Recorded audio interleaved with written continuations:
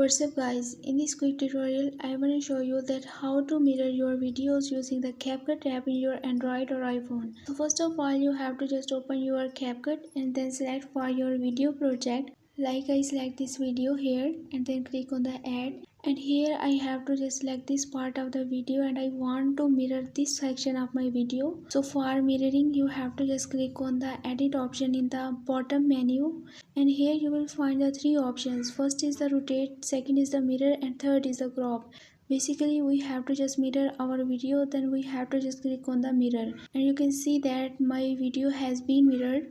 So by using this method you can mirror your videos according to your requirements. If you want to add this mirror effect on whole of the video, then you have to just select the timeline and then click on the edit option at the bottom menu and then click on the mirror.